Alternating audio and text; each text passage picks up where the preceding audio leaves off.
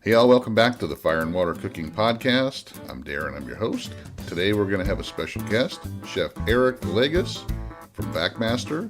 We're going to discuss Sous Vide, the International Sous Vide Association Summit, and everything VacMaster. I'll be right back with Chef Eric. Smoking, grilling, getting hot and hotter, sous vide and chilling from fire and water.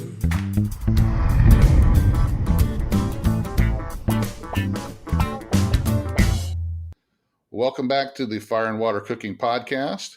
I got a great guest today, Chef Eric Villegas.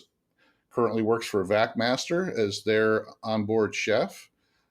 Eric, welcome to the podcast. Introduce yourself. Well, Darren, thank you so much for inviting me.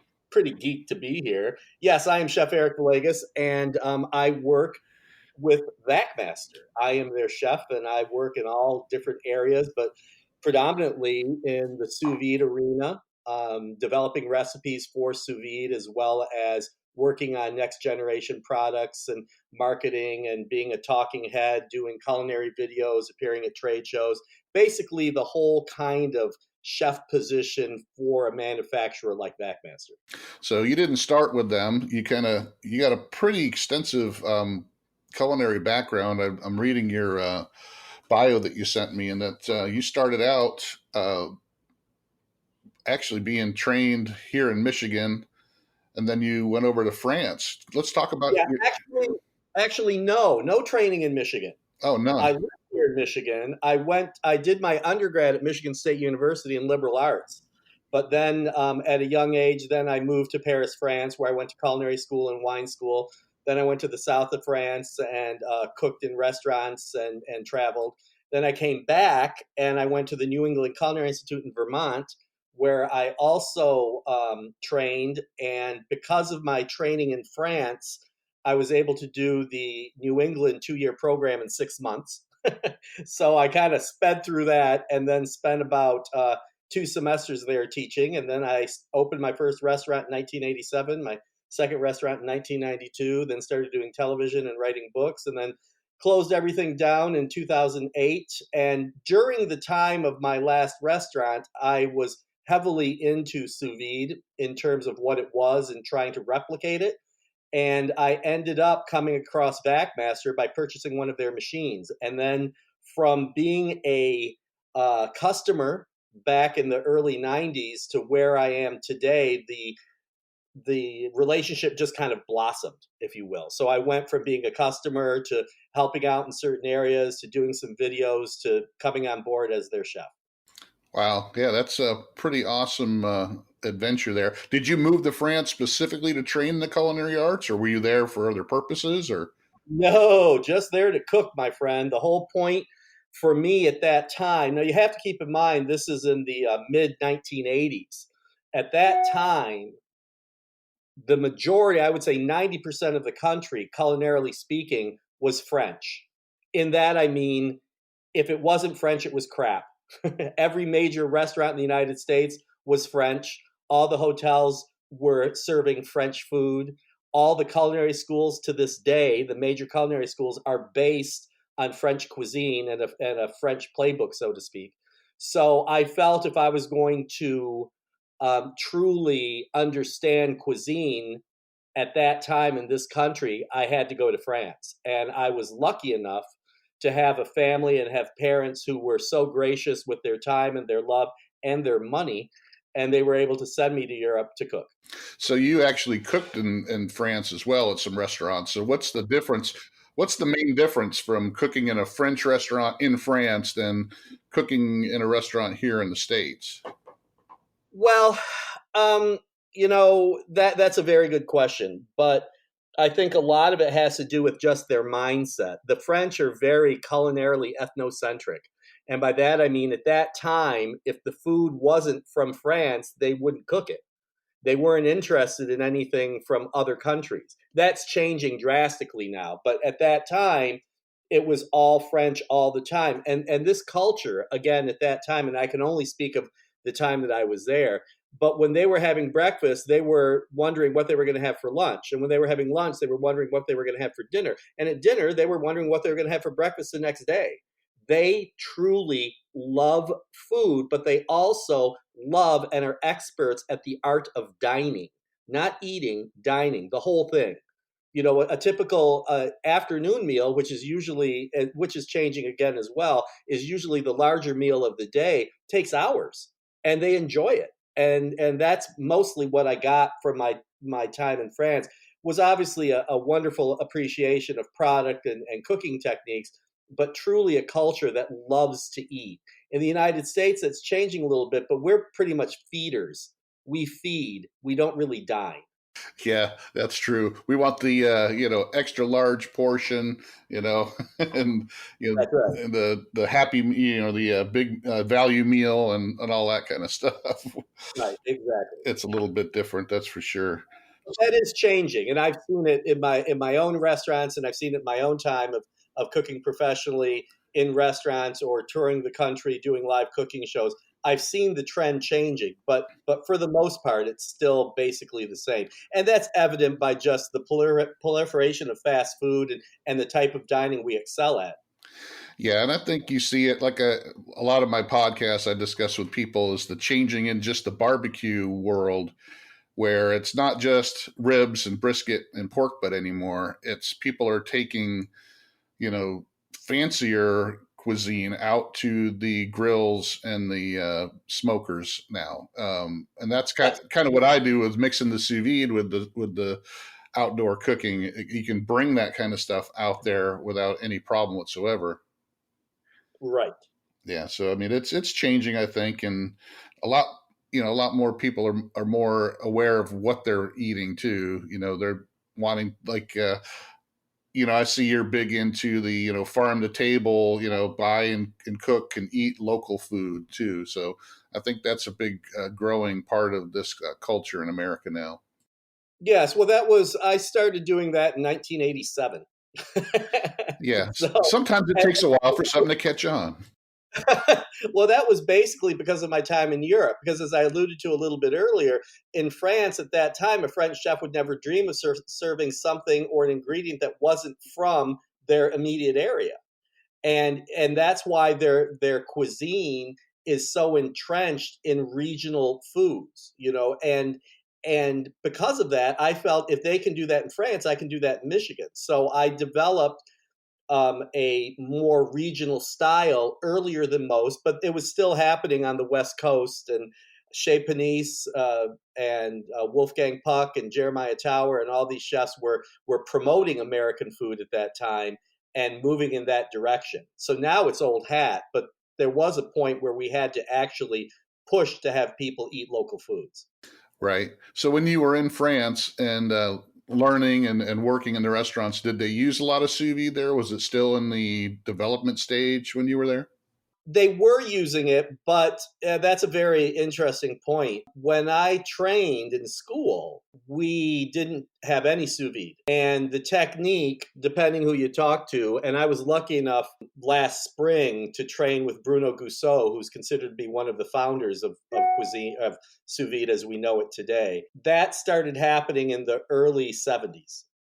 So by 1985, when I was in France, it was pretty well entrenched, but more in the uber high-end restaurants. And I'm talking about the Michelin Guide, the 2 and 3-star restaurants were doing it, and commercially. So for example, from 1985 until now, if you flew on Air France or took the high-speed French trains, you were eating sous vide food, because that's how they prepared it and served it on the planes and the trains. So it was more of a commercial kind of thing at that time, but definitely the high-end restaurants were doing it. So I didn't really see it until after my culinary career in France, literally right before I flew home, like within the weeks before. And when I did see it, I was shocked. My mouth just dropped. We were using vacuum pack machines exclusively in restaurants at that time. But I think that's one of the things I would like to try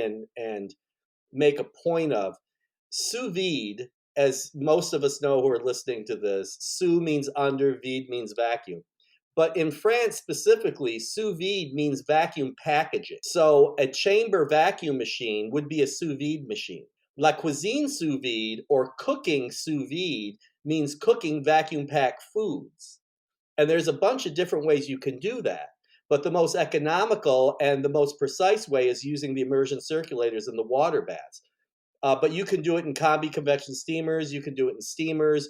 You can do it in a few other different ways. But the immersion circulators is the best way to go about it in terms of accuracy and now especially cost. The units are now so much cheaper.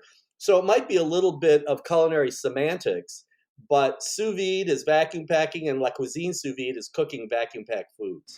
Right. And that's kind of like what barbecue is now in America, because people say barbecue and they really mean grilling, because that's a valid point. Yeah, yes. They'll cook hamburgers and hot dogs on a grill and say they're barbecuing. Well, barbecuing is really low and slow, in a smoker, or over some kind of fire. It's low and slow cooking, but people will just say barbecue and try to throw everything into that category. But yeah, and I know sous vide is it's a name that stuck with this water bath, type cooking. But right. It's still it's a great way to cook. That's for sure. Oh, certainly, yes, absolutely. And now, especially, I only got involved in it about 2.5 years ago, because before then, the sous vide circulators and all that were kind of, pretty much just for restaurants. They were expensive. They were bulky. When they started making them for the home user, where you could put them in any kind of container, or you could buy the cheaper, polycarbonate containers and use it at home, where it wasn't costing you $500 to $1,000 for a unit. Exactly. It's got a lot more popular, and a lot more people are getting involved in it. What do you think of that? I agree with you 100%. The circulators back in the day were borrowed from laboratories, and they started utilizing those and understood that the precision was what we actually needed. So, but once it hit the home market and competition came in and prices started to drop, that really pushed it forward. And then obviously television, when you're watching this proliferation of TV shows and people are using them on like Master Chef or Iron Chef or those kinds of things, that piques the public's interest. But there's a great segment which I think really proved the point that sous vide was here to stay, on, of all places, The Simpsons. And I don't know if you're familiar with The Simpsons that much, or the little cartoon that the kids watch called Itchy and Scratchy. Yeah. There was a little segment a number of years ago, an Itchy and Scratchy segment, that I don't know who's who, but the mouse disemboweled the cat in typical fashion, all the guts. And then he vacuum sealed the guts and then put them in a circulator and cooked them sous vide. And when I saw that, I knew it's mated. It's not going anywhere. It's mainstream now. I think a lot of us were, especially in the hardware market, where this is, how we make our living, is producing this equipment, wondering how much life sous vide had in it. Was it just a one-hit wonder, or was it going to stick around? And when The Simpsons did that, I think that really showed me it's going to be here for a while, because you cannot, as you mentioned, and you show on your channel all the time, there is no better way to cook in so many particular situations. The timing, the precision, the moisture, the texture, it's just perfect. Well, and that's one of the things I'm trying to do, is show people, because a lot of people out there think, oh, sous vide, it's just good for steaks, or it's just like an Instapot, or it's like a waffle iron, it's just another appliance that I can put in my kitchen. Well, it's not. It can do so much more than what people even understand. It can cook a great steak. It can cook fish and chicken breast perfect, but it can do so many other things that people just can't get their minds around. And that's kind of what I'm trying to show people is, here's some ideas and here's what it can do. you can't just take sous vide and cook something one time, one product one time. And if it comes out bad, you go, oh, that's it. Sous vide stinks, because there's so many different variables with the times and temps that you can adjust to have a totally different result. And Exactly. You're absolutely right. yeah, and that's kind of what I try to help people with, especially in my Facebook group. I get people all the time that come in, yeah, it's just like an Instapot, it's just another. It's like, no, it's nothing like an Instapot. Well, what it is a technique that, to me, is as indispensable as a range or a refrigerator. But it's a technique that, on its own, is pretty remarkable. But when paired with other techniques, takes it to the next level. Exactly. Yeah, you can't, really cook a steak sous vide only. You need to sear it. You need to finish it off to get that caramelization on it. But that steak's going to turn out with the combination of that. And that's what I try to show people with the barbecue and the sous vide. You get some purists, hey, barbecue's got to be on wood all day long. I'm going to sit there and drink my beer. Right. That's fine if you like to do that. But, I can do the same thing, or actually come out with a superior product by cooking that, brisket for 36 hours and then putting it on the smoker for just 2 hours, and it coming out, moist, juicy, tender, and, not burnt, dried out. Well, So, for some of the people who are purists in barbecue, which I have nothing but admiration for, when they tend those stick burners all night long, and trying to adjust the temperature, that takes an extraordinary amount of dedication and patience. And frankly, Darren, I don't have it. I'm more than happy to take shortcuts when I can. But I think what's interesting to point out is I used to eat at this restaurant in Paris called La Mille Louis, and the only gas they used in their restaurant was for the lights. All of the ovens were fired by coal. And the point of this story is technology. You can go into some of those cooks at that restaurant, and then they come to your restaurant and you're using a gas range, and they could say, well, that's cheating. The only way to truly make a good fire is with wood or with coal. And and what's your response to that? Right? I mean, there are some people who say sous vide is cheating, yet they use microwaves, or sous vide is cheating because they use induction rather than gas. I mean, you're always going to have these jumps in technology that hopefully make things better, make things easier, and in terms of sous vide, make things better as well as easier and quicker and faster and cleaner and more healthy, and et cetera, et cetera. So it's really about your perception and your acceptance of technology. yeah, and that's one of my pet peeves with some of not all of them. There's a lot of them, like Harry Sue, that I've had on my podcast, and a lot of other, even Meathead, the barbecue guys, that they'll do everything they can to inject and rub and put all kinds of different sauces and different things on the meat to get that one bite to win a competition. But, sous vide is cheating. They'll do everything else they can that's within the rules to manipulate that meat in their favor. Well, I will say I was with Meathead last week, or 2 weeks ago, rather, at the Sous Vide Summit in Delaware. And he's a huge advocate of sous vide. I mean, he's really into it. So yeah. Meathead is a pretty remarkable guy. And his work in barbecue, traditional to pellet to barbecue or sous vide Q, is pretty remarkable. Yeah, Meathead's going to be on. He's actually putting together like a 40 or 50 page PDF on sous vide Q that he's going to release on the podcast in a couple of weeks. I'm just kind of waiting for him to give me the date. But well, give a girly kiss for me. I love that guy. Yeah, he's great. And I had a couple of weeks, about a month ago, Clint Cantwell, who's also works with Meathead. He did a lot of his sous vide Q recipes on Amazing Ribs for him. So he was kind of doing it before Meathead got really big into it. So, yeah, I mean, Meathead's great. And it's all about, there's different styles. There's different methods. There's different methods. You can't get locked into one thing. I like to cook, pork 18,000 different ways. I don't just cook pork, roast pork, pulled pork, Right. there's different ways. And, sometimes you can mix a lot of different cooking methods and come out with a superior product. That's for sure. Well, I think a really good representation of what you're saying is if your listeners and yourself run over to VacMasterFresh.com and they go to the Fresh Bites blog. And I've been writing recipes there for, I don't know, 2 years maybe, 150 or some odd, that do the obvious steaks and eggs and chicken and pork, but it stretches the boundaries. So, for example, the back in the day, the marketing department would send me a honey-do list, if you will, of what topics they wanted for the blogs. And it was they just followed the calendar.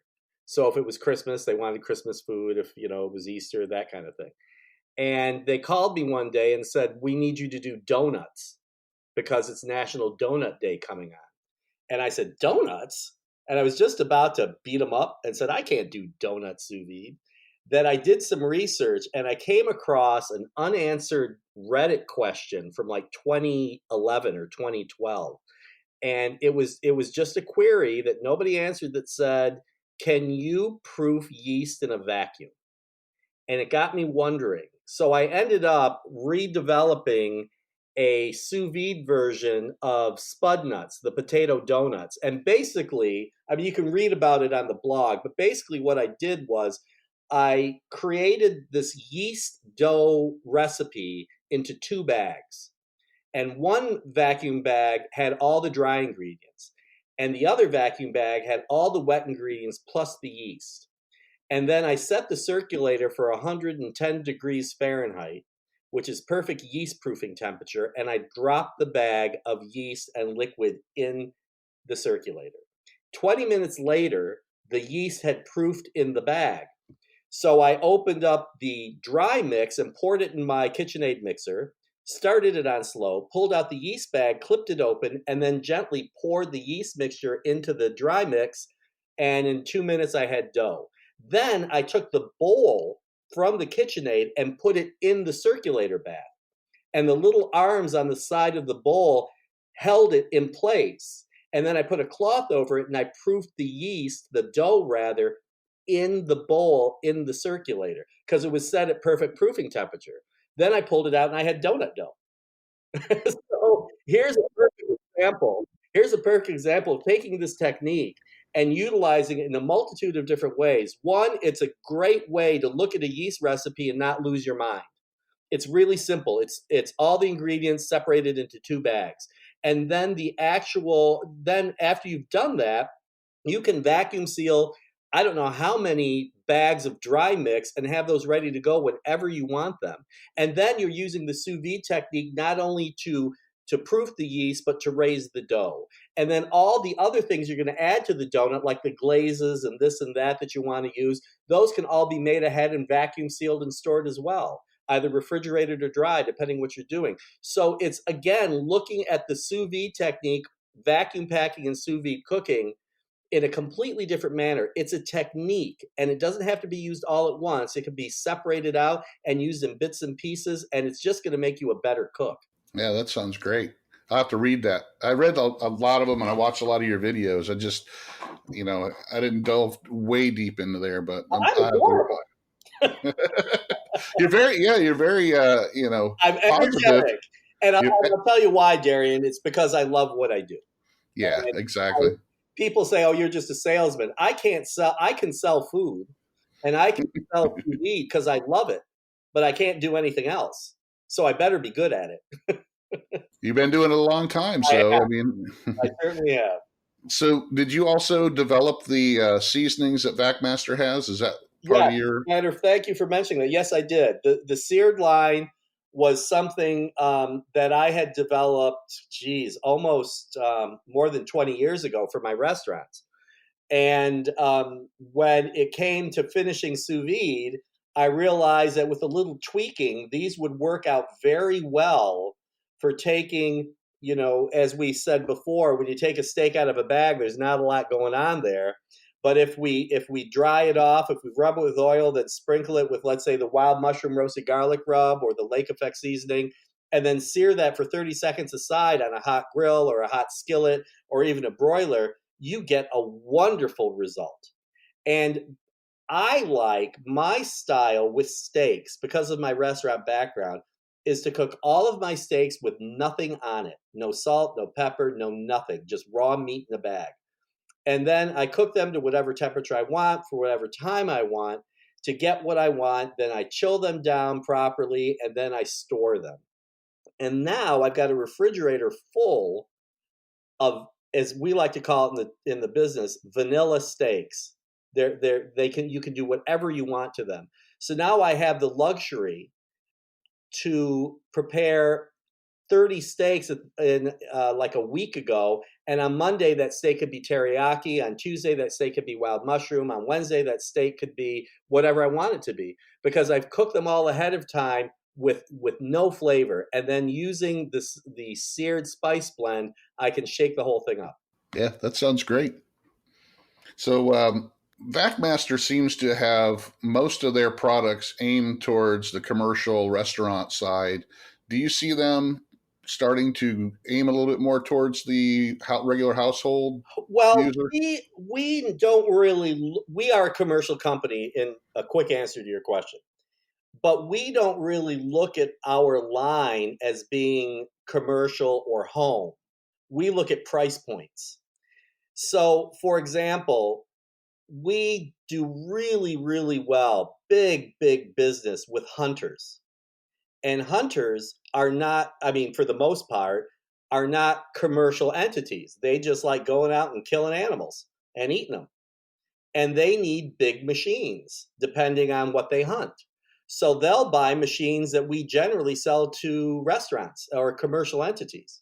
So it's about just offering machines in multiple different areas at multiple different price points and see what the customer will buy. And when you look at the sous vide space, in terms of cooking sous vide, you had people getting heavily into this when the circulators were still at $1,500 a piece. And there are still people who are buying really expensive circulators. These are the same people who are buying high-end kitchens and outdoor kitchens and, going that route. But then you have the other side of the coin that live in apartments or just want to get their feet wet. And they're just going for less expensive units that are perhaps smaller or will fit in their kitchens. And again, it's not about home or not home. It's about price points. So in another long-winded answer to your question, we are getting ready to release a brand new machine, which I can just allude to, but we showed it in Orlando last week, that has a 9.5-inch seal bar and takes up about as much room as a big like toaster ovens. I mean, it's a small unit, and it's perfect for the home, for people who are doing 1 to 2 steaks, but it's also perfect for the high-end restaurant that is individually vacuum packing small pieces of meat, not big pieces of meat. Does that make sense? Yeah, and I think Lamar kind of talked to me about that.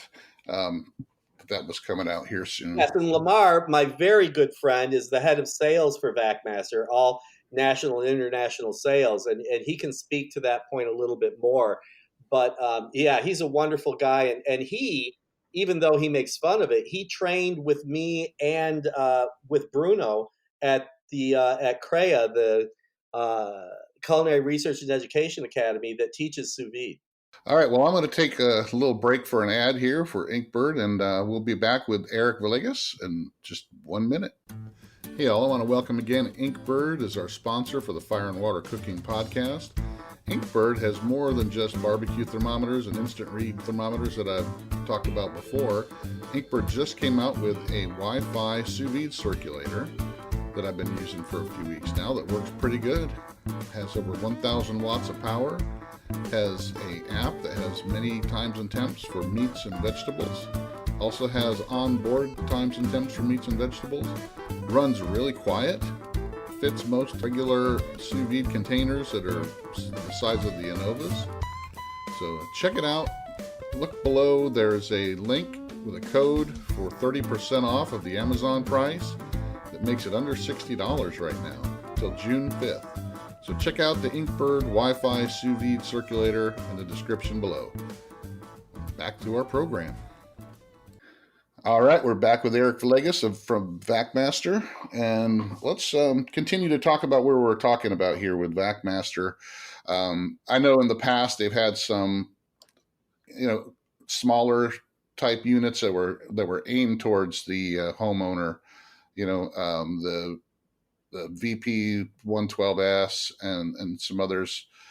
And it seems like they come out with them for a while, and then if they're not quite what they were looking for, or if they had issues with them, they are quick to get rid of that product or update that product pretty quick. So Yeah, I like that about them. We have an extensive line, and we're quick enough and nimble enough as a company. If something isn't living up to our expectations in terms of sales or in terms of quality, we'll drop it and move on to the next one. Yeah, and I really appreciate that, because I've seen other companies that they'll put some product out there that just doesn't live up to what it was supposed to, and they'll keep it out there and they'll just make excuses for it forever. So, and that's what you find now, especially in the lower priced sous vide circulators. The market's flooded with cheap, Chinese knockoffs that just don't do what they're supposed to do. And that's one of my fears, is I try to steer people away from stuff that is going to spoil their whole image or their mindset on what sous vide is. If you buy a $30 or $40 cheap sous vide machine off of Amazon or eBay, and it's 2 degrees off in temperature all the time, and it doesn't circulate the water right, or it's constantly bugging out on you, that's going to spoil their image on what sous vide can do, I think. So right, but I truly think in this particular market, you truly get what you pay for. Yeah, it's true. But I'm one though, and I can understand why people do this, because I do this myself. Instead of making a big, huge investment right off the bat on something new that I haven't tried before, I will buy something cheaper to see if I can use it. But I'm smart enough to understand that I am buying something cheaper and that it might not be anywhere near as good as something more expensive. I did that with my ceramic grill. I bought a cheaper metal one that's a Kamado type grill, play around with that to see if I like that style of cooking, and then had it 6 months, and I figured, I'm going to go ahead now and make the investment. And I got the more expensive real ceramic grill with all the toys with it. So Understood. Yeah, no, I think that's a good way to go, especially when you're venturing into an area you don't know if you're invested into it yet until you really see what it can do for you. Right. You don't want to, jump off the bat and spend $600-700 on something and then let it sit in your closet, Certainly. I think there's a lot of things out there like that, and sous vide and just cooking in general is like that. So let's talk about, what's your favorite thing to cook using sous vide, like this at home or when you're doing these shows? What's your favorite thing one thing you go to all the time? That's a loaded question. It's like I know. child, who's my favorite ex-wife? I think for me, because I am the type of chef that I am, whether it's commercial or at home, I just look forward to the seasons of whatever's going to be new. So my favorite thing to sous vide, if you will, or to cook, is whatever's in season at that time. That being said, when we do go to trade shows, one of my favorite things to do is to cook Costco steaks. So we generally, one of our main attractions when we do these trade shows is we'll buy up a bunch of Costco New York strip loins, and I'll butcher them up and vacuum seal and cook them. And as I said, I cook them with nothing on them. But my choice for these shows is to cook those steaks at 54 Celsius for 8 hours. So what you get is a ridiculously tender New York strip. And then I generally season it and sear it at the show in front of the guests, in front of the attendees, with the wild mushroom roasted garlic rub, our seared line, with olive oil. And I'll sear it 30 seconds. I'll cut into it, and I'll take a bite and they will just be shocked.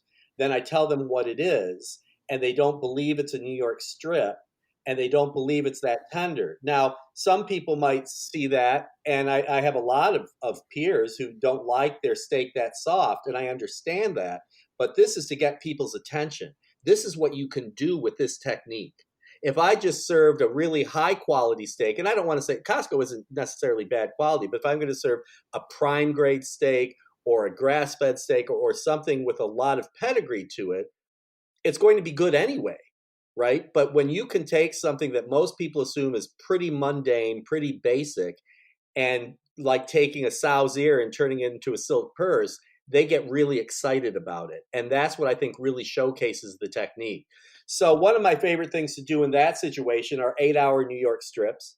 But I run the gamut. I love cooking it all. I think it's really delicious. I'm a big fan of octopus. I'm a big fan of pork belly and the things it can do there. It just really moves me in different directions. And I'm actually in the process of finishing up a recipe where I'm working on creating the perfect cherry pie. And by that, I mean, I am creating, like if we go to the grocery to buy pie filling, cherry pie filling in the can, I'm basically recreating cherry pie filling, but making it in the bag, cooking it for a shorter period of time. And when the cherries come out, they're beautifully firm with a nice bite and nice texture, but they're cooked. And it creates a pretty awesome pie. So that's in season right now. So that's what I'm pretty excited about. Well, I want to go back to you were talking about what you do with the New York strips, because that's one of the things, especially on my Facebook group, people will come on, the new people, what should I try first, using sous vide. I just got my new circulator. And one of the things I always tell them to take is not a steak, but a chuck roast. Exactly. Because a chuck roast, most people, they have to cook it to death in a crock pot or braise it to death or put it on a barbecue grill for 8 hours to get that thing tender. And, I tell them, put it on, at 131, 132 degrees for, 24, 36 hours and take that thing out, sear it. And it's just like eating a ribeye. No, you're absolutely right. And we would do that. But one of the issues we have at trade shows, I want to do that, or brisket or something like that, but I don't have that luxury of time. So when we fly in, we do all the shopping and we process it all, and I only have the night before. So I generally put the steaks in at 10 o'clock at night, and in the morning pull them out at 6 a.m., do the proper chill down, and take them to the trade show and start doing my thing. If I flew in an extra day, I would definitely do chuck steaks. That you're absolutely right; those are really remarkable. Yeah, because that's the big thing to me. When I first started, it started hitting me right between the eyes when I could take a brisket, which most barbecue guys, they're cooking it to over 200 degrees on the smoker, for 12 hours or what have you at 250 degrees.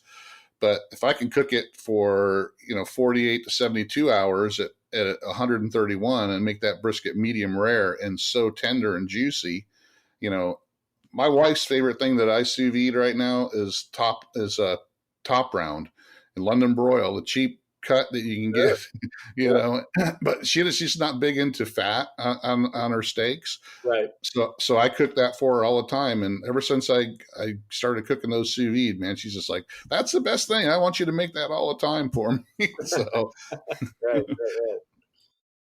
So yeah, I think that's one of the big things with sous vide is it can take those cheaper cuts or tougher cuts and turn them into something that you just unrecognizable any other way. Exactly. And one of the other things that I've been doing for special events and for special functions that we cook at or that we appear at is I've been making cocktails. And I do limoncello all sous vide. So normally limoncello, if you do it pretty much the classical way, it takes a couple, 3 months. But doing it in the sous vide technique, it takes 3 hours. Right. So let's walk right into the Sous Vide Summit. You attended. I was supposed to go there this year, but it wasn't in my schedule to be able to do it. By the time they asked me to come, I'd already had planned out the whole year. But I plan on going in next year in August to San Francisco, and hopefully I'll meet you out there. That's for sure. But how was that? How did you since it was the first one that you ever attended? Give me some scoop on it. Well, it was pretty amazing. I mean, for a first time event, it was very exciting, and we were able to actually meet and work with and talk to our competitors. So, like in the hardware space, Polyscience was there, and Vesta was there, and we worked, and Anova was there, and we were able to talk to them and talk about our equipment and talk about our love of sous vide and talk about what we really love. So that was very exciting from just a personal kind of business relationship. Then the people that they had, the people that I just mentioned, but one of the main sponsors, or the main sponsor, was Cuisine Solutions / Crea. And if for your listeners who aren't familiar, CREA is the Culinary Research and Education Academy that the chief scientist, Bruno Gousseau, again, considered to be one of, if not the founder of what we now consider the modern art of sous vide cooking, and Cuisine Solutions, which is their food factory. They make the egg bites for Starbucks. I mean, their food is spectacular. So to be there with their team and their amazing executive chef, AJ, this woman is truly astounding. And we were able to train with her when we visited them last year. But talking with them and watching them work and listening to their seminars and just being able to spend time with them was truly a professional high point for me. So I think anybody who's interested really has to go out to see the summit because, like I said, it was the first one. It was smaller. They didn't really know what to expect, but they sold it out. So San Francisco should be even bigger, better, cooler people, more excitement, more trade show stuff. It's going to be great. It's really a wonderful opportunity for everybody involved. Yeah, I think Kenji's going to be involved in it next year as well. He didn't have the opportunity this year, just like me. It was, scheduling issues, and some other bigger names are going to be able. It's close to the Anova headquarters, so I'm sure they're going to be involved to a little bit bigger extent. But I'm looking forward to it. I heard a lot of great things. Meathead, I talked to him about it. He said it was really. He learned a lot, and some of the other people that I've talked to were really impressed by it. And I think what you just brought up, Meathead, who I mentioned before, who I met for the first time at the summit. I think when you find people like Meathead and AJ and everybody else that was there, Meathead, who if you go to his website, amazingribs.com, and you look at his cookbook and you see this, you think this guy has it all figured out. But what's interesting is Meathead was at every seminar taking notes. And the point of the story is you never stop learning. You would think by the information that he puts on his website, by his cookbook and everything that he's made, and he doesn't need to know anymore.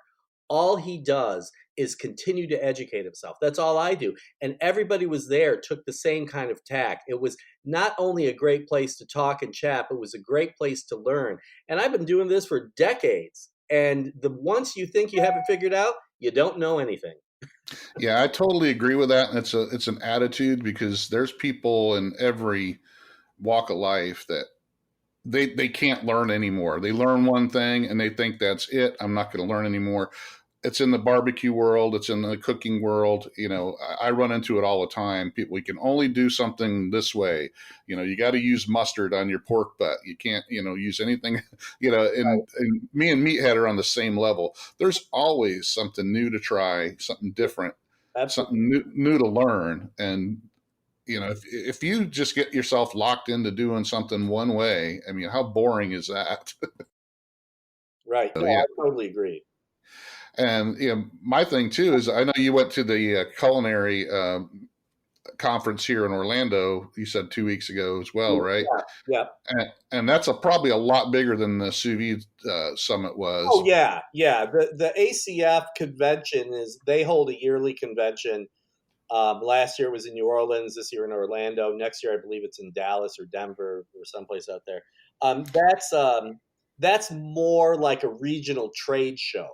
Right. It's quite large. I mean, it's not as large as like the National Restaurant Show in Chicago or some of the really big ones, but it was a good sized show. And for us, it was really important for us to be there because it's only chefs, right? Where we go to other trade shows and it's everybody from all walks of life that are in hospitality. But at the ACF, the American Culinary Federation convention, it's all chefs. And so it was a really wonderful opportunity to meet the guys who are actually using the equipment on a daily basis. Yeah, I like those smaller type conferences a lot better than the big ones. I've been out to the CES show out in Las Vegas, the Consumer Electronics Show, and that thing takes over the whole entire city. I mean, they've got every conference area is full, and you get lost. There's so much stuff to look through. You can't look at anything. You could be out there for a week and still not be able to look at everything. Right. So I think these smaller type conferences are a lot more personable. You get to learn more. You get to spend a lot more one-on-one time, hands-on stuff as well. So.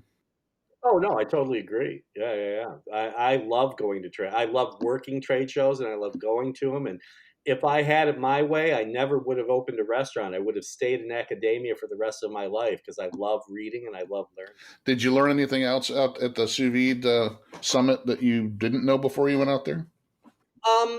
Off the top of my head, yes, I did. I can't really remember what they were, but there was a lot of interesting tips and techniques. Some things that I want to try, some equipment that I'm interested in trying to finagle, things like that. But it was really interesting. And I think one of the high points for me, other than the camaraderie and meeting everybody, was Cuisine Solutions fed us quite a bit. And on the last evening, they had 7 or 8 kiosks at the final meal serving their food, and it was everything. It was literally everything, and everything was absolutely perfect. But when you think about it, everything that they served was made, probably in Virginia weeks ago and just reheated. And it was spectacular because that's what sous vide is. It's spectacular. You can do it a week ago, 2 weeks ago, a month ago, depending, what your situation is. And it was really remarkable. Their food was just top notch. Well, I know I had Justice Stewart on last month, and he was working. I guess Friday night he did the meal for Friday night, and he was working there. He did a lot of steaks, and I think he did one of his things was kangaroo. I think. So, yes. Yeah. Yes. So He's during his demo. He was doing kangaroo. Yeah, but Meathead was doing aged steaks, and I did burgers. I actually did hamburgers with our burger blend and a burger blend sauce that went on top of them. And that was for one of the nights of eating. And then for demos, I did ricotta cheese and limoncello. Yeah, I got to try it. I still have not made cheese sous vide, and it looks so easy, and I need to do that. Oh my God, it is so embarrassingly simple. It's almost embarrassing to talk about it. You put 3 ingredients in a bag, you put it in an hour at 88°C, you strain it, and you got cheese. I mean, my demo was over in 5 minutes because there wasn't anything to do. I mean, it's really remarkable. And the thing is when you're doing cheese, well, ricotta specifically, because that's what I did, it's just controlling temperature. And to the best of my knowledge, nothing controls temperature better in cooking than sous vide. Exactly.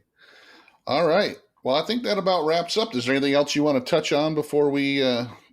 No, I just thank you so much for inviting me onto the podcast. Continued success. You seem to be doing wonderful things. I watched some of the videos yesterday before we got on, and just everybody, I work for VacMaster, and I'm very proud of that company and what we're able to produce and what we're able to sell. But regardless of the equipment, people should be using this technique in one way, shape, or form. There is no better way to portion, to store, to cook than sous vide and sous vide cooking. It's the perfect thing, and people should really be aware of it, regardless of whose equipment you buy. this is a great technique that will help people in the home and help people commercially. And I think, as you know, once people get out of that mindset that it's just another, appliance like an Instapot or a waffle iron, once they start realizing all the different things they can do, like the cheese thing. I mean, God, who wouldn't want to make their own, cheese, in 10 minutes or whatever it takes. I mean, then having to go buy, pay 3 times as much for something that's pre-made. You don't know how long it's been sitting there on the shelf or what have you. So, but You're absolutely right. yeah. So everybody listening, go over to VacMasterFresh.com. We sell online. We sell it in some stores. We sell at trade shows. The Fresh Bites blog, our YouTube channel. There's recipes on video. There's recipes written. There's all sorts of stuff. Yeah, and all the links will be down in the description of the podcast below. So make sure you guys check it out. Check out VacMaster. I love the VacMaster products I got so far. I mean, they're great. Glad to hear. High quality product. There's no getting around that. It's going to last a long time.